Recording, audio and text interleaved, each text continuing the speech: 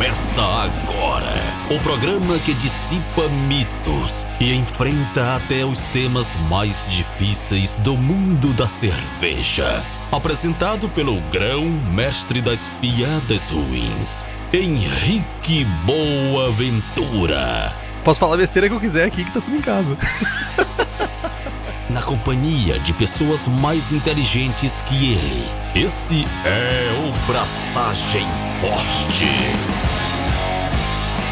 Alô, Lloyd, Henrique Boaventura, e diretamente dos estúdios da Pint Network, vamos trazer luzes da ribalta à briga do mundo das Catarina Sours. Estaria o Lacto perdendo seu trono para as lacâncias? E para falar sobre isso, eu trouxe aqui uma pessoa que não tem mais pescoço, gente. Uma pessoa que tem problemas de coluna. Toda vez que chega a época de concursos, a pessoa tem que ir no quiroprata para ajeitar sua coluna, porque é uma pessoa extremamente medalhada. O Plat Pedrarra. Dá um oi, pessoal, aí. Oi, tudo bem? Aqui é o Plat. E sabe quem eu tenho na minha mais alta estima aqui, Plat? São os nossos queridos apoiadores e apoiadoras, que o Plat também é um apoiador. Olha só que maravilha. Que eles têm vários benefícios em apoiar o Braçagem Forte. Tem sorteios de equipamentos, livros e merchans exclusivos, participação no melhor grupo WhatsApp cervejeiro do país e acesso ao Julgando Forte, que é a nossa iniciativa de treinamento e aperfeiçoamento de avaliação de cervejas. Então, se tu quer ter acesso a tudo isso, faça como Bruno Ferraço Farias, Denis Torizani, Maurício Gardini, Ricardo Daldin, Alessandra Gloeden dos Santos e um secto de outras pessoas mais que nos apoiam pelo Apoia-se. O link é apoia.se/braçagem-forte. O link tá no post.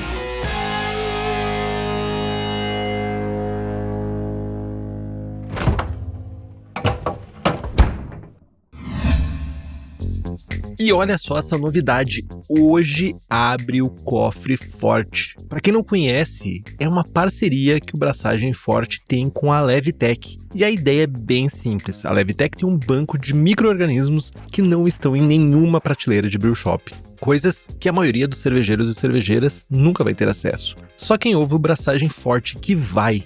E a levedura dessa edição de reabertura é uma Belgian High Gravity que nunca foi propagada antes. Então, se você quiser fazer um clone de uma Westmalle ou qualquer outra trapista de verdade, essa cepa tem tudo o que você precisa. Essa é uma ação exclusiva para os ouvintes do Braçagem Forte. E se você é apoiador ou apoiadora, ainda tem 17% de desconto exclusivo para você. Se ainda não é apoiador ou apoiadora, mas quer aproveitar o desconto, vire apoiadora agora que na hora você já vai receber esse cupom. Então acesse já braçagemforte.com.br/cofreforte para garantir a sua levedura exclusiva. O link também está na descrição do episódio e em todos os lugares.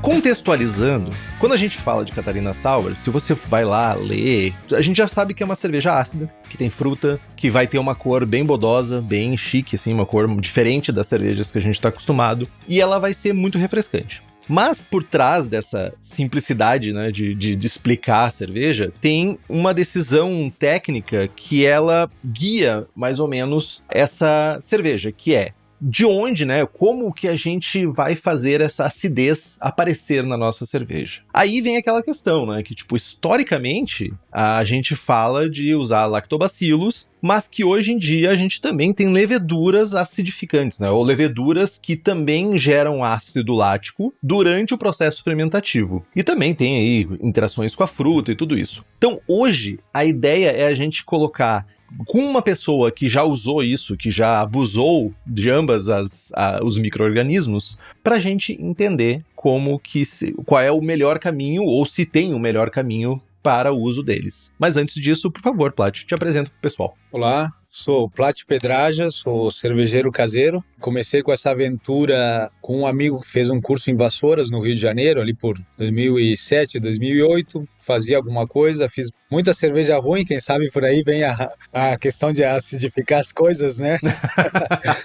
Mas, e aí tá fazendo esporadicamente, em grupos, nunca fui um cara pilhado, mas na verdade eu comecei a estudar cerveja quando eu estive mais no Paraguai, ali por 2015, eu achei a necessidade de tomar alguns estilos que eu não conseguia no mercado. Então o Brasil estava bem avançado, mas eu conseguia inglesas, conseguia belgas e não conseguia lagers alemãs. Então, ali eu voltei, de certa forma, às panelas e comecei a fazer minha lagerzinha. Comecei a estudar mais, quando eu estava fazendo curso, e isso aí se tornou uma paixão, assim, que eu acho que tem um antes e depois, né? Quando eu comecei realmente a deixar de fazer cerveja e a começar a estudar cerveja. E de lá pra cá, nunca mais parei. E só acumula medalha e mais medalha e mais medalha. Lá no ranking do prestígio, inclusive, tá em primeiro. Não é pouca merda, né? Como eu digo. É. Mas é engraçado. Comecei por indicação de um amigo, né? Ele, cara, tomou uma belga que eu tinha,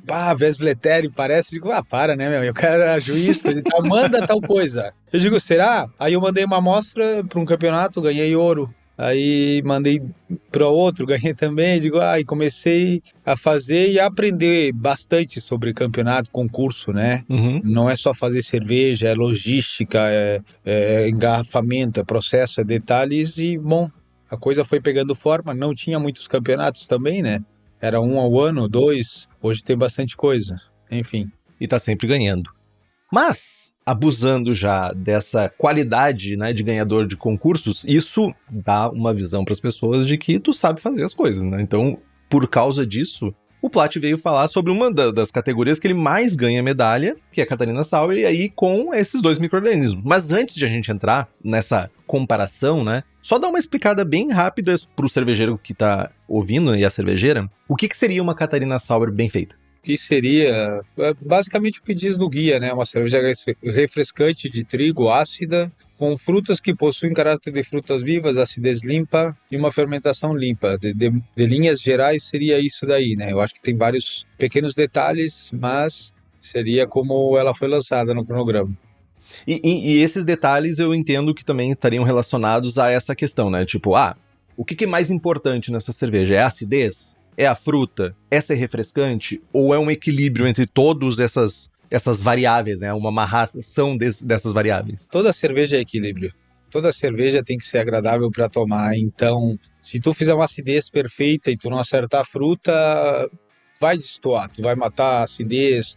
Então, a acidez, a fruta, o conjunto tem que ser em harmonia sempre. Então, considerando isso, uma Catarina Sauer com muito sour, né? Com azedume muito forte, ela está desequilibrada, consequentemente, não tá boa. A verdade é assim, é o que eu falo, Catarina Sauer tem que ter uma acidez firme. Uhum. Então, o que seria firme? Que tu sinta a acidez nela, não que simplesmente, tô notando uma pequena acidez. Isso aí a gente deixa para Lichtenheiner, para alguma cerveja que errou o pH, para alguma coisa que a percepção da acidez está ali, no fundo. A acidez realmente ela domina, mas não como um acético agressivo, como um lático agradável. Acho que esse é um ponto importante, né? A diferença, né? O acético e o lático, né? O acético é vinagre, lático é iogurte, é coisas de fermentação lática. E dentro desse tempo e dentro dessa quantidade de cervejas que tu já fez e provavelmente já bebeu, qual tu acha que é a falha mais comum quando se faz a Catarina Sauer em casa? Acho que é impaciência, né? Catarina Sauer, tem gente que gosta muito mais de estar fazendo cerveja que estar bebendo, estar fazendo outra coisa. Então, já que tu gosta de processo, já que tu gosta de uma decocção, bom, esse aqui tem bastante processo, né? Cerveja é processo, né? Não tem mágica, não tem um cara que vai fazer uma coisa fora da curva. Cerveja é processo. Se tu for metódico, se tu cumprir esses processos à risca, tu vai ter uma boa cerveja. É só fazer as anotações, seguir os processos à risca, cuidar tudo. Quando eu digo processo, muitas vezes tu vai na torneirinha de amostragem, tu tirou uma amostra e, cara, não passou ácido peracético ali. Criou uma colônia de mosca ali. Entende como o processo é importante em tudo? Então, é basicamente isso aí. Cerveja é processo e a Catarina Sauer tem muitos processos. É só seguir a risca, sai uma excelente cerveja. É engraçado, tu comparou com decocção e 3 alemães morreram depois dessa comparação com decocção, quando tu comparou. Comparei ao tempo. Tudo bem, tempo e esforço, né? Tempo e esforço, né? Mas vamos resgatar os alemães que se deitaram no chão esperando a morte chegar.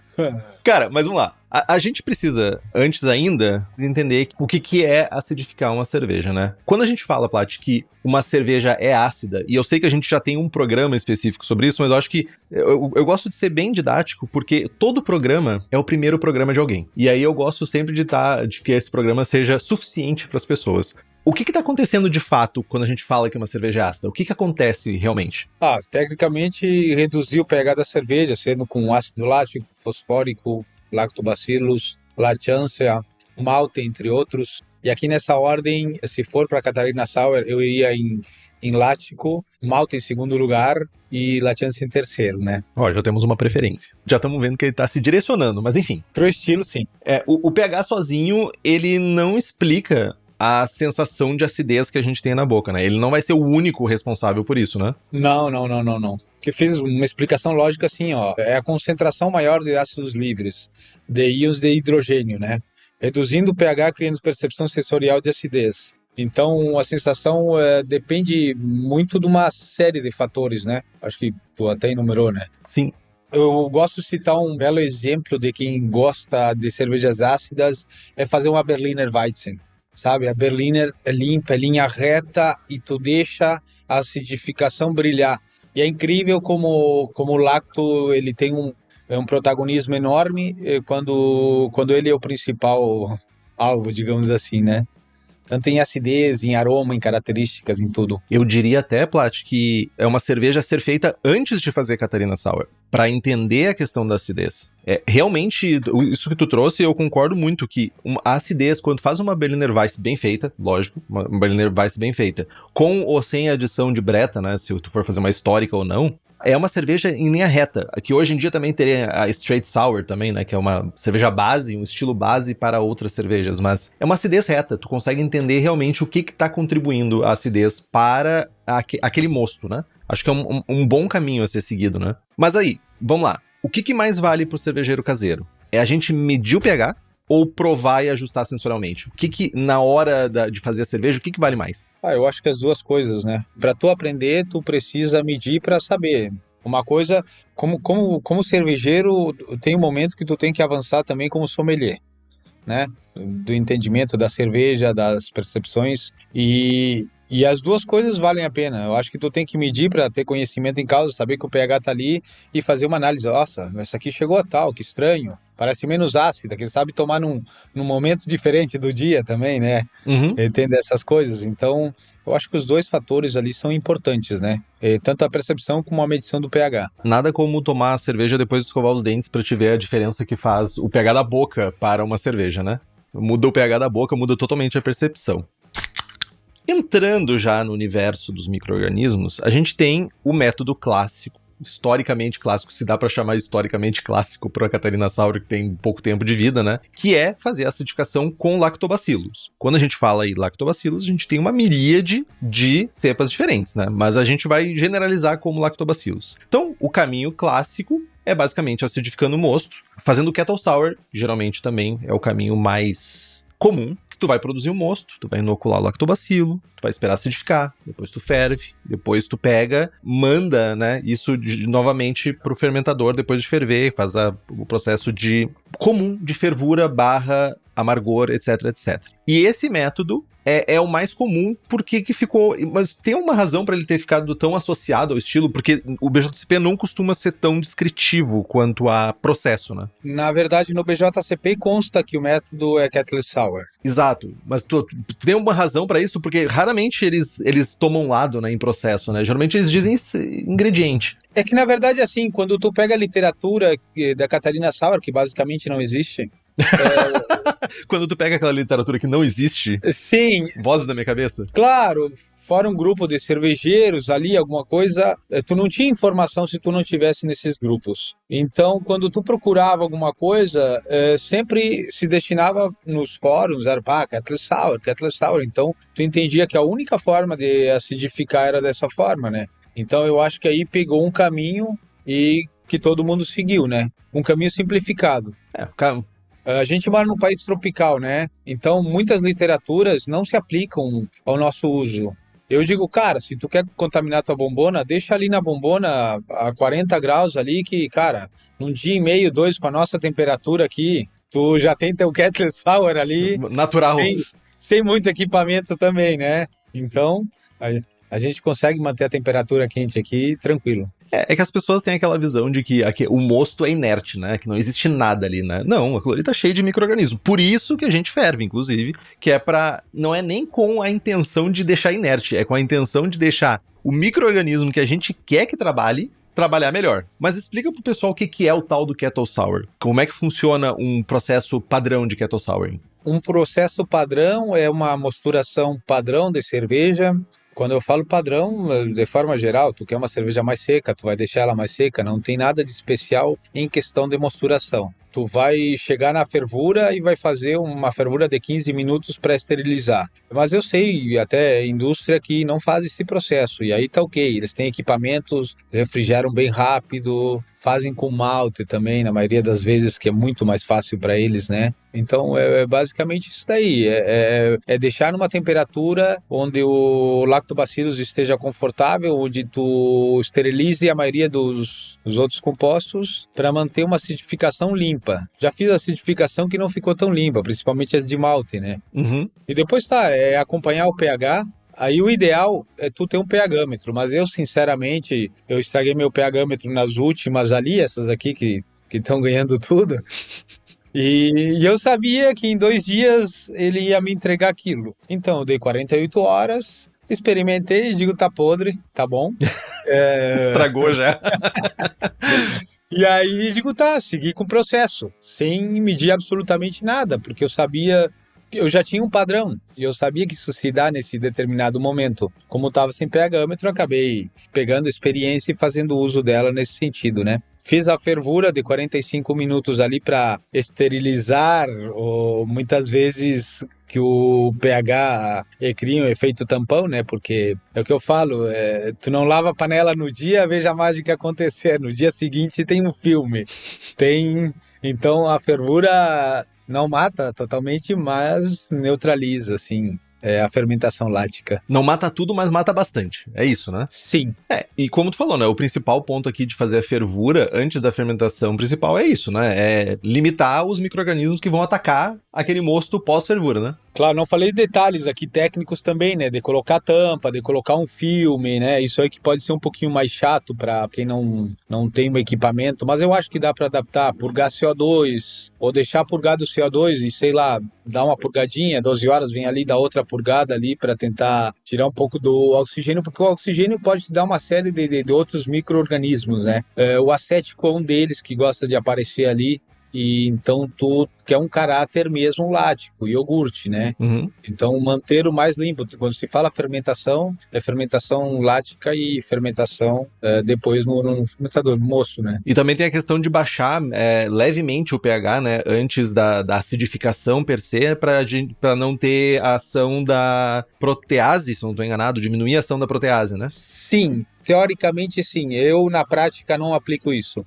Eu gosto de acidificar direto. Então, fiz das 2 formas. Sei que, teoricamente, isso aí se dá. Mas eu acho que essa literatura pode vir um pouco da indústria, porque é extremamente difícil acidificar em... Já fiz 2.000 litros, 2.500, 1.000 litros em cervejaria e aprendi de que o lactobacillus não se comporta da mesma forma. Interessante. Ele tem que estar recirculando. Agora, se tu colocar malte, ele acidifica a velocidade da luz. Agora, com lactobacillus, o bom, ele está sempre recirculando, está purgando CO2 mais seguido. Então, tem uma série de coisas ali. Então, para mim, não se aplica. E eu consigo... A fruta é determinante também para a questão da proteína. E o pH? O pH, por si só, ele acaba dando uma cremosidade menor na cerveja, acaba dando uma espuma com pouca retenção, mas a fruta certa pode mudar isso aí também. Saquei. E quais são os cuidados indispensáveis no processo? Bom, evitar ao máximo o contato com A2 pode ser uma, mas depende muito da cepa. Eu acho que a Levitec hoje ela tem a Buchinelli, né, que eu acho que é mais tolerante ao A2. Sim. E a Plantarum, que é maravilhosa. A Plantarum, para minha vida, é uma das cepas... Eles tinham a Brevis, tinham outros, usei todas. Mas a Plantarum é linda. Eu gosto do perfil da Plantarum, principalmente numa Berliner Weizen. Entrega muita fruta. Eu ia dizer que parece ser uma unanimidade, eu diria, né? O uso da Plantarum. Eu sei que tem ainda gente usando Kasei Shirota? Kasei Shirota, né? Pra fazer, que é o Yakult. Yakult. Ainda tem gente que usa isso, né? Tá ok. Eu já usei. No começo não tinha, né? Então acabei usando o Yakult e acidificou. Não sei se eu tinha a mesma visão sobre Catarina Sour ou cervejas ácidas na época, mas dá pra fazer. É um caminho. Execução é o caminho. E a gente, usando esses micro-organismos, usando cepas de lactobacilos, é possível que a gente tenha uma acidificação em excesso? Pode chegar nesse ponto ou é muito raro de acontecer? Falando em processo, né? É assim, cada cepa ela tem um limite de pH, digamos assim, né? Uhum. Então, quando eu faço Catarina Sour, eu chego no limite inferior. Para mim, 3,2 é o que o próprio lacto consegue chegar. Tá, beleza. Se ele baixar mais, ele pode, mas ele precisa de um tempo, sabe? Sei lá, dias para conseguir, quem sabe, baixar um pouco mais. Então, ele cria um efeito tampão ali efeito tamponante ali, e pra mim na Catarina é perfeito. Na Catarina. Eu ia dizer até que é muito rápido, é uma curva, né? A curva é muito rápida pra baixar o pH de sair de 5 ali, 4.9, que seria o final de fervura. Pra chegar em 3.2 é 36, 48 horas, às vezes dependendo do teu pitch também é até mais rápido do que isso, mas pra ganhar esses outros pontos abaixo de 3.2 é dias realmente, né? Quase semana, né? Pra te ganhar baixar 0.1 ou 0.2 pontos, né? De pH.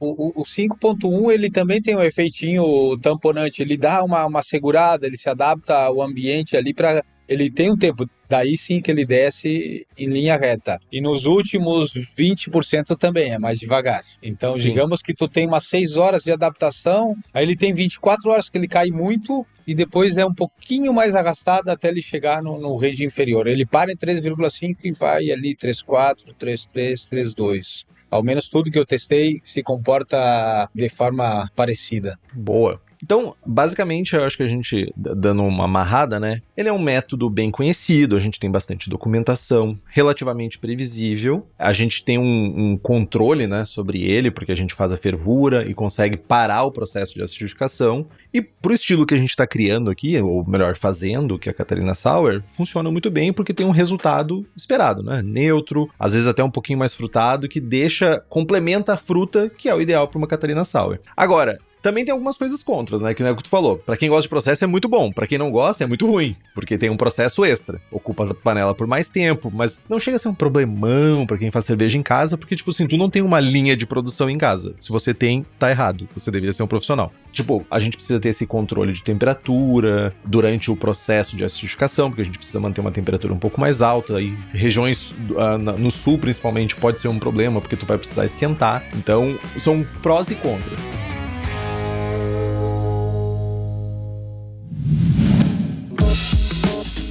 Pílulas de Conhecimento.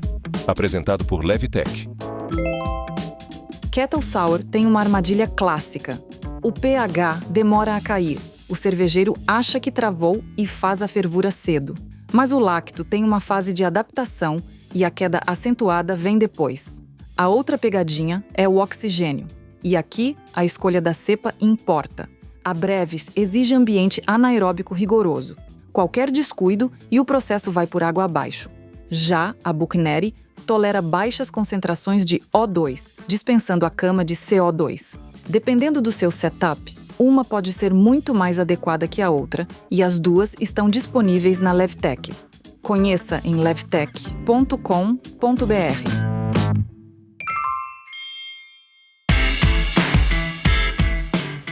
Mas aí, a gente, nesse momento, entra o competidor, a competidora, entra o contender no ringue e diz assim: eu vim para desafiar o universo do lactobacillus, que são as lacâncias termotolerantes, que é diferente do lactobacillus, porque, só pontuando, né, o lactobacillus ele gera ácido lático, e CO2, bem pouco, e bem pouquinho, se eu não estou enganado, álcool, mas eu acho que é muito pouco e não são todas as cepas que geram.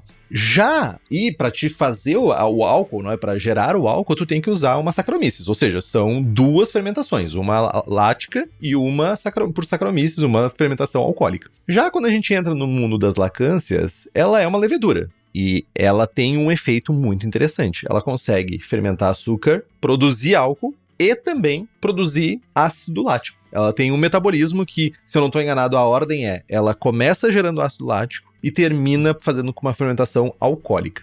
Então a gente tem várias cepas, mas a gente tem algumas principais que estão chegando aqui no Brasil, que elas permitem que a gente tenha esse processo e principalmente simplifique o processo comparado com lactobacilos, né? A pergunta que eu te faço aí, como tu tem experiência com isso, Plat, a lacância, os produtos que usam lacância, aí a gente pode falar sobre, acho que Philly Sour, produtos da Angel, produtos, várias outras players no mercado têm essas lacâncias, alguma cepa de lacância termotolerância. Ela substitui o lacto? Não, para mim não, de forma nenhuma. Para mim não substitui. Para mim é uma excelente ferramenta que dá para usar em paralelo ou dá para usar nesse sentido. O cara não gosta dos processos, tu vai ali e tu faz.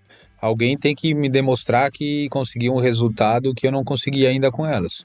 E eu já testei todas. Então, acredito que para mim não, é insubstituível.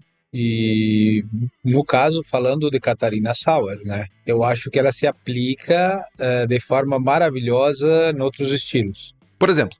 Uma Gose com uma acidez de 3,8, 3,6, ela entra muito bem, tanto pela percepção de acidez, como o que o estilo pede, que quando termina uma avaliação, tu sabe que ela está levemente ácida, a um nível mais baixo, mas ao mesmo tempo tu não tem uma acidez firme, que seria o que tu espera de uma Catarina. E, sei lá, já fiz Berliner, ano passado também ganhou ouro, mas pra mim ela faltava. Faltava acidez. Foi um teste que eu cheguei, claro, pra mim, eu acho, não sei se tu chegou a tomar ela também. Eu acho que sim. Acho que sim. Tu me perguntou o que eu coloquei a mais. Acho que sim, mas eu não lembro de ela ser uma Berliner. Eu acho que era uma Catarina que tu me mandou. Não, eu te mandei uma Berliner e tu me perguntou o que tu fez no grist de malte. E eu falei, que eu te falei que ela tava com uma sensação... Tinha algo diferente. Exato. E aí eu te falei, tá. Lacância. Enfim. A gente tava falando bastante sobre o processo quando a gente tava falando de lacto, né? Muda alguma coisa no processo quando a gente usa lacância? O processo simples de fazer qualquer cerveja, né? Só tem que cuidar alguns detalhes, né? E a diferença, sim, elas se comportam bem diferente de uma para outra. Em tempo. O tempo de cada uma são todas arrastadas. Eu já ouvi muitos relatos de gente falando que para mim não para. Se tu colocar ela demora. O grau de inóculo correto, se tu fizer tudo certo, ela não para. Mas tô cansado de ver cervejeiros experientes falando que ela para a fermentação, que isso, daquele stuck fermentation, coisa e tal. Então não sei. Eu já testei algumas dessas cepas e eu não tive a impressão de stuck fermentation. O que eu tive nitidamente foi, ela tem um processo de acidificação e depois ela tem um lag e começa o processo de fermentação alcoólica. É bem doido isso, tipo assim, ela tem uma demora. Eu acho que foi, a última vez que eu fiz era de 7 a 8 dias, mais ou menos, que levou pra finalizar o processo. Eu usei a Philly Sour, me lembro que 2 testes com Philly Sour eu joguei ela fora. Mesmo? Sabe, sim. Gerou subprodutos, foi horrível. Depois eu tomei de um cervejeiro caseiro e digo, tá a mesma porcaria que a minha. Aí eu fiz outra e dei um tempo pra ela. Ela gera tantos subprodutos que tu pensa que a cerveja deu errada. Então aprendi que tu tem que dar um tempo, dar uma limpada nela e foi interessante. A CV, que é da Angel, né? Tem uma acidez mais firme, eu tenho outros pacotes ali para testar. Eu acho que é uma das que eu consegui fazer ela mais ácidas, né? Com grist de açúcares. Tive a impressão igualzinha, usando açúcar, né? 10%. Sempre. Daí, a AEB, eu gosto de uma característica dela, que é o éster. A AEB tem um éster de maçã vermelha, uma pera, aquela pegada de German Ale, de frutas do pomar, que eu acho interessante nesse estilo. E depois tu tem da Pinnacle, eu acho que tem uma crisp ali, eu não usei ela, né? A crispzinha, diz que é limpa, vamos ver, quem sabe eu faço alguma coisa depois, separe um. Esse é um ponto bem importante que eu acho que é talvez um ponto diferencial na escolha, né? Tu me leva a crer que a acidez gerada pela lacância é uma acidez diferente da gerada pelo lactobacilo. O resultado é diferente. O resultado tem que ser diferente. Eu nunca vi testes de laboratório para te dizer, mas sensorialmente eu sei que é diferente. Porque é gritante. Para mim tem muita diferença. Então não sei se uma questão de hidrogênio, não sei. Só sei que é notável. Tô te falando numa escala de, sei lá, eu acho um lacto até 3 vezes mais ácido quando ele trabalha limpo do que uma lacância. Pode ser uma impressão minha, né? Eu já fiz algumas com CV7, algumas cervejas, não por vontade própria, por vontade das pessoas que fazem cerveja comigo. Eu fui obrigado a fazer. Eu já fiz sem açúcar, já fiz com açúcar, já fiz grist simples, já fiz o grist um pouquinho mais complexo, e a impressão que eu tenho é que fermentações com lactobacilos mais alguma American Ale neutra, elas geram uma cerveja muito neutra. Muito neutra mesmo. E no caso da CV7 ou das lacâncias, principalmente essas lacâncias que a gente tem acesso, sempre tem éster. Sempre tem éster. Sempre tem uma presença de éster de pera, algum éster, alguma fruta amarela, sempre tem essa presença pra mim. Fica muito nítido isso pra ti. Isso tu também pega isso? Na Philly Sour, sim, bastante fruta amarela. Mas eu pego, como eu te falei, eu peguei mais nessa pegada German Ale, assim, de frutas do pomar, a minha percepção dessa cepa. Que eu acho legal, para estilos como Lichtenheiner, né? A Goose mesmo pode ter um esterzinho, então é bacana. Ou inventar alguma coisa. Sim, sim. E o que o caseiro, a pessoa que tá fazendo em casa, precisa saber antes de brincar com esse micro-organismo? Eu acho que o grist de malte é fundamental, né?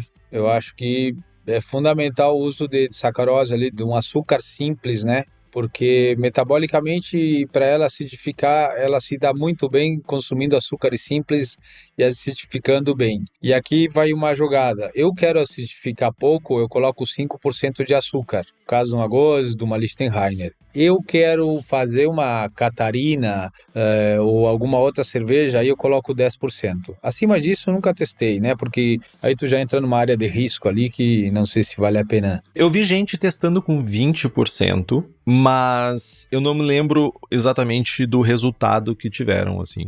Não lembro de ter sido um resultado controlado, por assim dizer, sabe? Eu só usei 10% até agora. E tive resultados satisfatórios. Não é uma acidez... Não é aquela acidez que repuxa, ela é uma acidez presente, mas, enfim, ela entregou o que eu tava esperando pra essa cepa.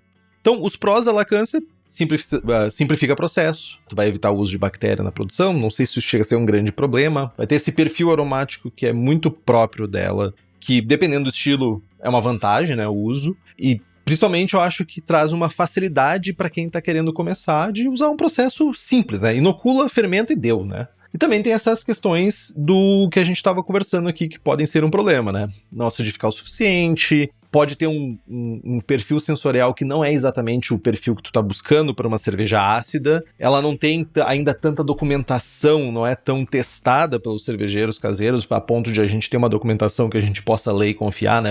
É muito empírico. Os resultados são empíricos, né? Não é nada ainda muito estudado, né? Mas, definitivamente, um micro-organismo que ajuda se tu quiser fazer uma Catarina Sour, né? Sim e não. Ajuda, Plat. Ajuda a galera que não quer fazer Kettle Sour. Tá bom, sim. Não, eu não posso dizer que não, porque nos campeonatos agora o pessoal usou lacância e se deu muito bem, né, cara? Então... algo tem aí, eles estão fazendo excelentes cervejas ou não sei, não tem uma explicação, ou os juízes estão indo nessa tendência que depois eu vou falar, né, de cervejas menos ácidas, ou eles realmente estão conseguindo acidificar num ponto que eu não consigo. Entendi. Então, comparando diretamente então essas duas, né, o Lactobacillus com a lacância. Sou um jovem caseiro, eu quero fazer minha primeira Catarina Sour. Não vou fazer. Mas enfim, qual o processo pra ti tu recomendaria hoje? Tipo assim, cara, tô brincando, tô experimentando, tipo assim, nem pensando em concurso, eu só quero fazer uma Catarina Sour. Faça. Eu tenho também um seguidor, o Fernando, né? O Fernando, ele fez sua primeira Catarina Sour. Eu dei pra ele a CV7 e eu dei uma pitaia pra ele, dar uma corzinha. E recomendei ele usar maracujá. Digo, cara, vai numa fruta simples. Tô simplificando o teu grist, não pegando frutas que é um coringa. Maracujá é uma das melhores coisas que tem, né? Não vai trancar nada, sabe? Vai entregar uma acidez própria da fruta, uma série de coisas. E ele acabou fazendo e, cara, ficou legal. Primeira cerveja ácida dele. E que ajuda, né, Plat? Porque principalmente se tu pega aqueles maracujás mais amargos que tem... Desculpa, amargos não, azedos, eles vão contribuir para a sensação de acidez que talvez não vai ser tão grande por causa da lacância, né? Sim, exato. Quando tu tem uma sensopercepção sobre uma fruta ácida, tu já vê aquilo como ácido por mais que ela não seja. Uhum. Não sei se eu me explico, né? Tipicamente essa fruta ácida, quando tu toma e tu reconhece a fruta, na tua cabeça aquilo ali tá ácido. Mas muitas vezes não é do lacto, é da fruta, Sim, claro. né? Ou da sensopercepção que tu tem sobre esse produto. É como tu colocar uma cor num produto, sei lá, numa cerveja, num suco de laranja. O cara toma, parece que ele não entende o que coisa. Mas quando ele vê que é laranja, ele sabe que é um suco de laranja. Então quando tu sabe que a fruta tem essa pegada, ele te entrega essa pegada de Catarina Sauer, né? De refrescância, da acidez. Eu ia dizer, já entramos no mundo psicológico da coisa, né? É mais do que a sensação, é a psicologia de alimento, né? Sim, claro. Isso aí sempre existiu. Dá pra dizer que, de certa forma, pra resumir, que a lacância a gente precisa ter mais confiança na fermentação e que no lactobacillus a gente tem que ter uma confiança em processo? Sim, de certa forma, sim. Eu acho que essas palavras resumem as duas, né? As duas. Como a gente falou da fermentação parar ali, o único detalhe que se ela parar por muitos relatos que eu já vi, o Ali mesmo fez esses dias ali e deu uma parada, é fazer o uso principalmente na adição de frutas, e se vai adicionar uma fruta que seja, porque se tu vê um maracujá vai em 5% ali, já faz um estrago. Agora tem frutas que vão 20%, tem muito açúcar aí, tem muita estrutura, então vai com uma Weichzinha ali na hora para ajudar e ela vai secar. Então é um ponto a levar em consideração. Bom demais. E eu entendo que não é equipamento não é uma questão aqui, né? Não. Eu diria que talvez... Vamos lá, a gente falou sobre o processo de kettle souring. Quem tem um brew na bag, que tem um equipamento mais simples, às vezes até tem um não conhecimento de processo tão grande, talvez a lacância seja o caminho realmente, porque para não precisar de todas os guardrails, né, que precisa ter no kettle souring, né? Eu vou te falar que o uso de frutas, eu prefiro imensamente fazer numa bombona que num fermentador pressurizado. É mesmo? É o inferno. Sim. Passei 6 horas limpando o fermentador, sempre dá problema, sempre tranca semente, sempre batiza uma borrachinha. Então, eu prefiro a bombona porque decanta tudo para baixo e tu já tira ali. Só faz a torneirinha um pouquinho mais para cima, é perfeita. Tu trouxe isso, sabe que eu andei... Por não ter, na verdade, eu tenho 2... que seriam Kegzilla, não é Kegzillas, como é que é o nome? Fermizillas, e eu tenho um Allrounder da Kegland. E às vezes, tipo, tá fermentando 3 cervejas ao mesmo tempo e, cara, não é incomum eu ter que apelar pras bombonas. É muito mais simples fermentar em bombona, cara. Toca ali dentro... Já era, tipo assim, lógico, tem todo o charme do fermentador de inox, né? Tipo, a EasyBrew agora, inclusive, tá lançando uns fermentadores, coisa mais linda, que eu tô babando pra pegar um pra mim. É, maravilhoso. Mas, abre a tampa, toca água quente naquela porra, esquece, tipo assim, é imortal aquelas bombonas. E falando em lúpulo, se você quiser acesso a toda a miríade de lúpulos selecionados pela Hops Company diretamente nas fazendas norte-americanas, safras específicas selecionadas lindamente, entra no site hopscompany.com ou chama a pessoa que já te atende ou ainda manda um direct que estamos começando 2026 e logo tem safra nova pra comprar. Mas vamos lá, algumas perguntinhas sobre controle de acidez, né? Controlar a acidez é mais fácil? Qual desses métodos aqui é mais fácil para controlar a acidez? Depende do estilo. O famoso depende. Sim, claro. Eu acho assim que tu controla a acidez numa lacância com uso de açúcar, enquanto no lacto tu controla atingindo o ponto de pH ideal para ti e começando a fervura. Esses dois são os dois adendos ali para ter uma acidez. São totalmente diferentes as formas de acidificar, né? Metabolismos diferentes. Perfeito. E no caso da lacância, o que tu recomenda se... Beleza, eu fermentei, acidificou, mas como tu disse, né? Não acidificou do jeito que eu queria, não chegou na acidez firme que eu queria. O que tu recomenda daí fazer para ajustar isso? Ajustar com ácido lático. Realmente o ácido lático puro ali, né? Mas com cuidado. 88%. Sim, com cuidado, porque... Quando vê ele te dá um efeito tampão ali, é gotinha por gotinha, né? Sim. Pra tu analisar. E não adianta fazer blendagem de régua aqui e querer jogar lá que vai se comportar diferente no pós-mix. É mesmo? Claro. O efeito taponante, tu não sabe quando é que ele vai quebrar, né? E se é que ele tem. Então, esses detalhes ali... vou mandar para um concurso, gotinha na garrafa. Legal. mede ali, faz uma reguinha, até aí ok. Mas jogar no pós-mix pensando que vai bater o mesmo pH pode não dar muito certo, não. Boa, informação boa essa. Eu acho que eu diria que todo mundo iria na amostra, né? E extrapolaria a amostra pro post-mix. Tu pode ter mais resíduo de proteína, tu pode ter uma série de coisas de ácidos graxos lá que decantaram e podem fazer com que o pH não baixe tanto. Então, por essa razão, eu acredito que uma amostra mais limpa possa ser diferente, né? E se acidificar demais? O que a gente faz? Faz que nem a indústria. Coloca uma fruta filtrada, né? Não vai me colocar uma banana dentro do coisa, né?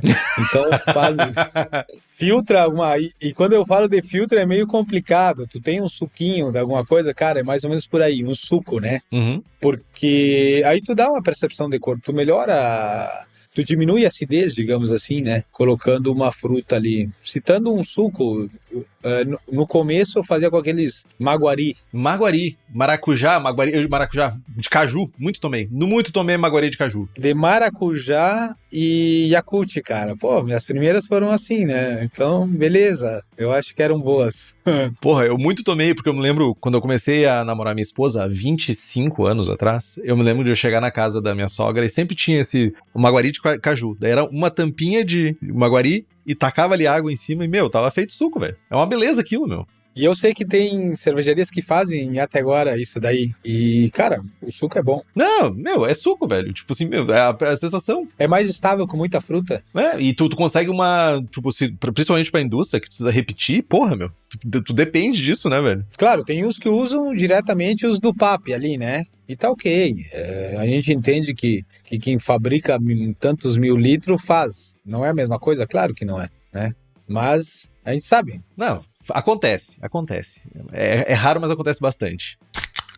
Uma questão também que fica rodeando a minha cabeça, eu imagino que das pessoas, a gente falou aqui sobre intensidade e sobre caráter neutro, né? Da fermentação lática versus a fermentação, a acidez / fermentação da lacância. Quando a gente usa frutas muito intensas, isso faz diferença na Catarina? Tipo, frutas que têm um sensorial muito intenso, sabe? Tipo, eu entendo se tu vai usar uma lixia. Vai usar uma lixia, vai usar uma pitaia. São frutas extremamente sutis. Agora, sei lá, tu vai usar que nem tu falou, um maracujazão, um caju, sabe? Frutas, manga, que são muito presentes. Faz diferença? Não entendi muito bem a pergunta aí, não sei. Faz diferença, no caso, usar uma lacância que tem uma fermentação não tão neutra, que traz complexidade de aroma e sabor, e usar um lactobacillus que tem uma fermentação mais neutra? Eu acho que o nível mínimo de fruta já ofusca, mas com certeza é um complemento. Uhum. Eu não acho que seja determinante. Ali o que tu procura é uma acidez e acidez limpa, né? Uhum. Que ela tenha, estamos falando de fruta. Sim. Se tu me falar lacância numa Berliner Weizen, ela tem um caráter interessante, só que falta acidez. Se tu me falar lacância numa Lichtenheiner, ela nasceu para isso. Uhum. Ela é perfeita, é a melhor cepa que tem. Uhum. Por quê? Porque ela me entrega um éster nessa pegada que eu falo, ela me dá acidez. Teve uns 5, 6 anos atrás eu fiz... Eu gosto muitas vezes, a gente não inventa, a gente reproduz o que já existe na gastronomia e em outras coisas. E eu quis fazer aquele abacaxi de churrascaria.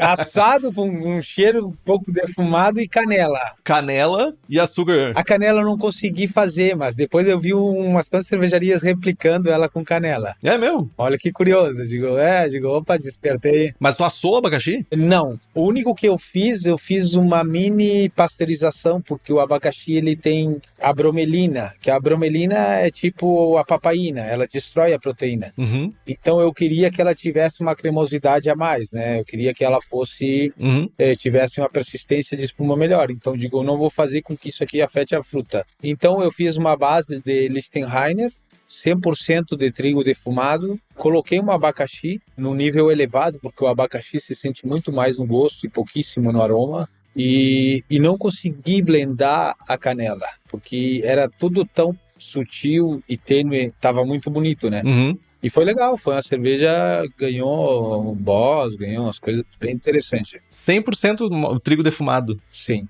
Que inferno essa mostura. Não tive problema, só mudei a técnica. Fez o quê? Fez a brew na bag ou tu usou arroz? Não, nada. Direto, sou caseiro, né? Pra mim tá de boa. Na indústria isso aí é impossível.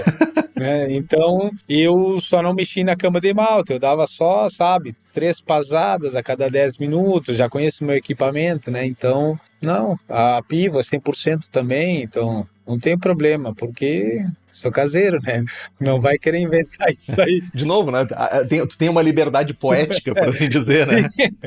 Posso fazer o que eu quiser, né, cara? Eu não tenho que seguir literatura nenhuma. Tá louco, eu já tive umas tristezas, assim, de tipo, de levantar, quando eu fazia com o Bruna Bag, de levantar o bag inteiro e ele não descer uma gota de mosto. Uma gota. Só que foi fazendo uma rye, uma rogambia. Muitas vezes tu mexer demais e expor aquele endosperma, ele se junta e faz um grude, né? Faz uma cama. Então, o bom é mexer um pouco. Nossa, uma goma, cara. Ele vira uma goma, ele vira literalmente uma goma. Parece que tem uma goma na tela, assim, é bizarro. É como centeio, né? Eu sentei uma Roggenbier, eu fiz com 50% de centeio. Cara, eu só tomei no cu, velho. Eu faço direto, 65% e equipamento... Mas daí tu não faz tu não faz com saco de grãos. Eu fiz com saco de grãos. Equipamento Exibril ajuda muito, né? Equipamento Exibril ajuda muito pra isso. Agora, com saquinho de grãos, rapaz, tu vai levantar o saco inteirinho. Não tem como recircular aquela porra. Não tem, não é muito fino, não tem como passar. Exatamente. E você está ouvindo esse episódio já pensando em abraçar uma cerveja, você pesquisou localmente, você sabe, não precisa usar equipamento antigo e ultrapassado, tu pode usar os equipamentos da Easy Brew, com uma linha completa de equipamentos, acessórios e insumos, eles atendem desde o cervejeiro caseiro iniciante até a produção profissional. Está com vontade de produzir, mas com pouco tempo ou espaço, você precisa conhecer a nova K60, o equipamento Double Vessel que ocupa o mesmo espaço de uma single, conta com várias automações e ainda tem uma versatilidade enorme. Ela faz de 15 a 50 litros e tem a capacidade de processar grande volume de malte, fazendo das Sessions até as High Gravities. E o nosso ouvinte ainda tem 10% de desconto com o cupom BRAÇAGEMFORTE, tudo junto. Entre agora no site easybrew.com.br para escolher o equipamento que melhor atende às suas necessidades. Easy Brew, cerveja sem perrengue. Mas voltando para o assunto. Hoje em dia, Lacância é super disponível, né? Para quem quer testar, quem quer brincar em casa, tem... qualquer brew shop tem disponível alguma cepa de algum laboratório que está disponibilizando, né? Sim, é muito fácil, né? A questão de preço quando o cara é caseiro e começar a tirar número, tu para de fazer cerveja muitas vezes, né? Então, eu acho que a questão logística, né, de um lacto, acaba sendo que a Lacância é muito acessível. Então, existem 4 cepas hoje no mercado, não sei se a Philly Sour segue vindo, com certeza é a melhor opção. Tem uma questão, acho que também a gente comentou um pouquinho no início, Paty, e eu fiquei me perguntando sobre isso, que é, além do açúcar, né, que a gente já falou, que quando a gente vai fazer uma cerveja com lacância, a gente vai botar ali 5 a 10% de açúcar para melhorar, ou melhor dizer, potencializar a capacidade de acidificação da lacância. Tu mudaria alguma outra coisa na receita sem ser a adição de açúcar, se tu for fazer com lacância ou com lacto? Não, mas obviamente tu tem que colocar malte base, quando eu digo malte base simples também, não queira colocar qualquer estrutura. Não, eu digo sim, sabe, olha só, eu vou pegar uma receita aqui, ó, eu tenho minha Catarina Sour de maracujá, que tu falou, né? Tu fez uma de maracujá. Eu tenho essa aqui e eu vou fazer ela com lacância. Além dos 10% de açúcar, tu mudaria algo? Sim. Minha receita, basicamente, ali é 50% do trigo, 5% de aveia numa Catarina com lacto. E 45% de Pilsen.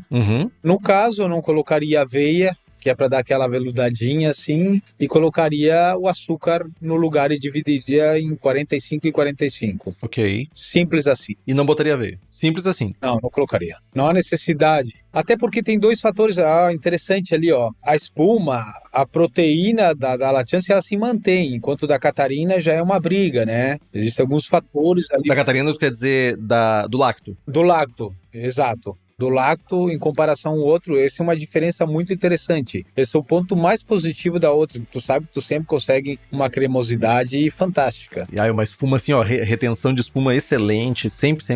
Então, na outra depende de uma série de fatores ali e da cepa de lacto também. A Buchneri mantém um pouquinho mais que a Plantaro na experiência, assim. Então, tem vários fatores aí. Perfeito.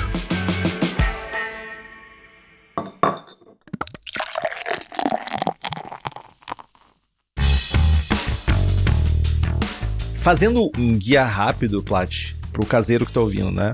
Em que cenário tu recomenda o lacto?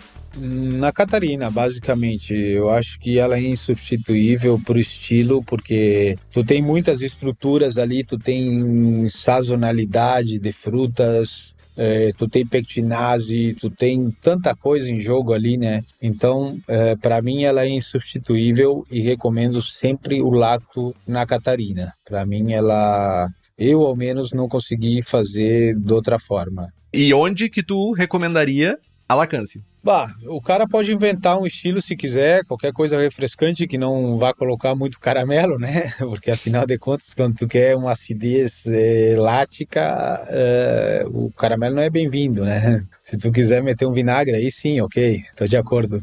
Mas eu faria, dentro dos estilos, uma Gose e uma Lichtenheiner, acho que elas são perfeitas e eu faço uso delas nesses estilos. Boa. Então, vai por aí, eu acho. E aproveitando que tu tá aqui, a gente teve uma discussão, a gente tava conversando, quando a gente tava montando a pauta, tu falou sobre mudança comercial do estilo, né? Tu falou sobre os novos caminhos, né? Que a Catarina Sour, que ela tá mudando, não sei se evoluindo, mas mudando, né? Tá aparecendo versões com mais fruta, mais doce, mais intensa, mais parecido com drink, ou até mesmo sobremesas, né? Não sei porque as pessoas fazem isso, mas enfim, cerveja pra mim é pra tomar, não é pra comer de colher.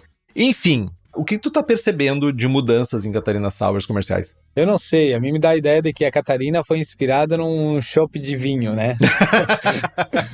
E o pessoal tá voltando para essa origem, tá? Então, como a frutose, ela é consumida toda na fermentação, e isso tem um custo muito elevado para cervejarias, eles estão fazendo o quê? Estão colocando um pouco de fruta lá na fermentação e estão adicionando uma fruta já filtrada no produto final. Ali, não sei se no pós-mix, Pasteurizado. Então, isso é notável, porque essa estrutura diminui muito a acidez. E não tem problema nenhum, ela é muito agradável desde que esteja num range de acidez tal, mas tu não sente mais aquela acidez firme. Uhum. E como é que tu nota isso? Quando a cerveja está cristalina. É fácil notar quando o cara adicionou fruta, quando o cara blendou. Porque a cerveja cristalina, ela só fica adicionando frutas na fermentação. No ponto de vista dos concursos, isso aí é um pouco complicado, é ruim. Porque tu tem referências de estilos e que citam nomes de cervejarias. E hoje tu toma essas cervejas e tu diz, não, cara, essa cerveja tá fazendo isso. Tá estranho isso aqui não é referência mais. Entende? Claro, um juiz está se formando, tá indo lá, tomando a Catarina Sour e não tá tomando uma referência do estilo. Que vontade de falar o nome, né? Tu tava se babando pra falar o nome. Não porque são todas. É mesmo? Claro. Isso é meio que mercado, né? Tipo, cara, infelizmente, é custo. é o custo e o brasileiro, em geral, eu não quero generalizar, mas vou generalizar, ele tende a gostar mais de bebidas doces. Claro. Chopp de vinho. Chopp de vinho, exato, chopp de vinho, até drinks, se tu for pegar drinks, os drinks mais vendidos são drinks que geralmente têm a sensação de dulçor mais alto. Não vai ser um Negroni, não vai ser vai ser tipo um Moscow Mule, vai ser uma Marguerita, vai ser essa pegada que tem um dulçor mais presente e na cerveja acaba refletindo isso. É inevitável. E não tem o que fazer, isso aí não vai mudar. O mercado tem uma tendência e tu não pode lutar contra ele, sendo por custo, sendo por melhor entendimento do teu público-alvo. Eu só acho que deveria abrir o leque para denominações de Catarina Sour. Tipo, ter níveis, níveis não, melhor dizendo, teria categorias diferentes. Claro, Imperial, Smooth, sei lá, tal coisa e adentrar um pouquinho mais por ali. Cara, Smooth ainda é alguma coisa? Mercadologicamente falando, Smooth ainda é algo? Eu não consigo tomar, cara. Pergunta honesta. Eu tomo um Smooth e eu passo mal, cara. Não, mas aí, tipo, eu não posso nem chegar perto do Smooth que eu me cago todo, né? Porque, tipo, por causa da lactose, né?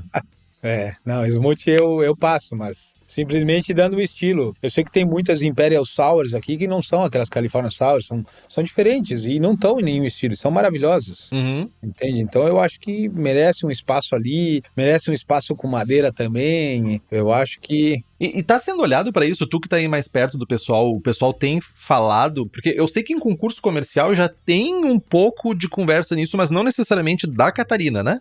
Eu acho que tem algum concurso que já bota a Catarina com especiaria e madeira, eu acho. Não sei se eu tô viajando. A especiaria pode ser usada, desde quando em segundo plano, né? Não pode ser dominante, mas a Catarina sim.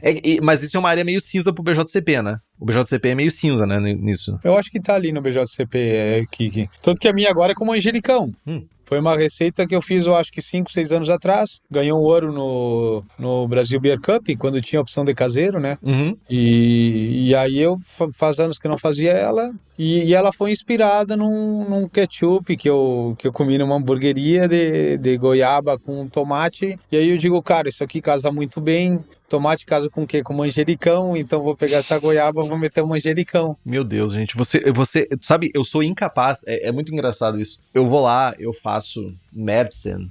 Vou lá, faço Dunkel. Faço vários estilos assim, cara. Agora chega na hora de ser criativo no sentido de, nossa, eu vou fazer uma mistura de coisas aqui. Eu sou um zero à esquerda, cara. Eu sou incapaz. Eu gosto de diminuir erros, né? E não inventar a roda, é tu conseguir replicar. Esses dias tomei um drink e digo, que legal isso aqui. Peguei o drink aqui, dei uma lida, anotei e digo, cara, isso aqui numa Catarina ficaria incrível, né? Mas é só na Catarina que eu gosto.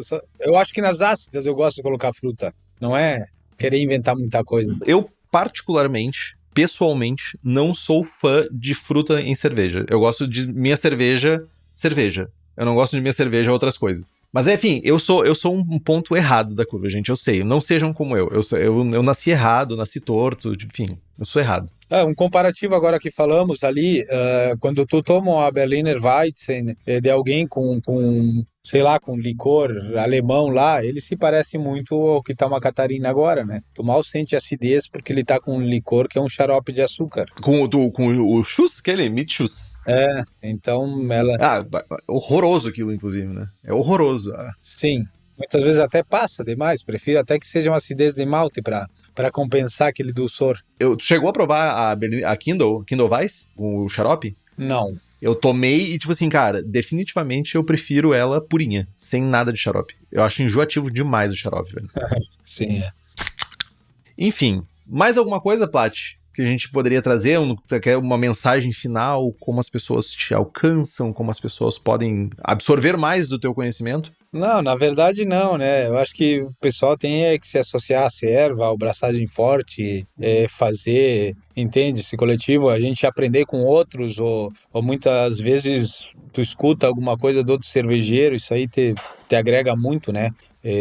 Te faz ter um questionamento, por mais que tu tenha o tempo que for de cervejeiro, tu tem que ter a humildade de dizer, opa, esse cara conseguiu assim, isso aqui tá interessante, né? Conhecimento vem dessas pautas ali, da conversa, do podcast, de ler um livro, de amadurecer a ideia. Então, vai por aí. Bom demais. E como é que o pessoal consegue te seguir? Instagram, rede social? Como é que o pessoal te acha?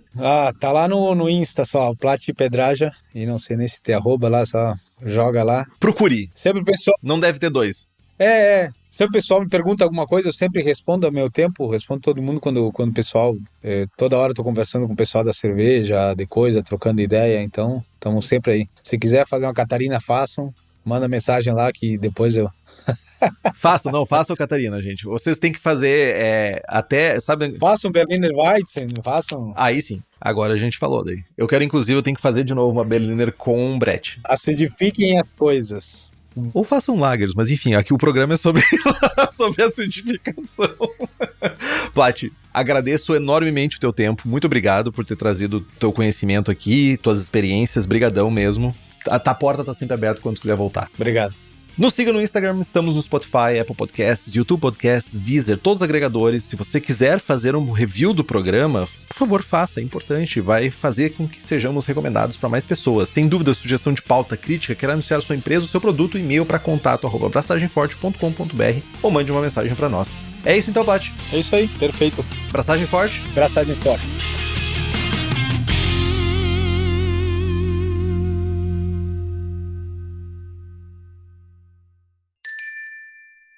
Este podcast é uma produção da Pint Network e está disponível no Spotify, no YouTube ou na sua plataforma de áudio preferida. Na nossa equipe, contamos com a colaboração de Henrique Boaventura, Ludmila Almeida e Maurício TK, sócios e apresentadores do podcast. Também fazem parte do time Gabriel Gurian, na apresentação e redação do blog, Rubens Reis, na edição, Hop Your Media, nas redes sociais, e Laís Andrade, no design.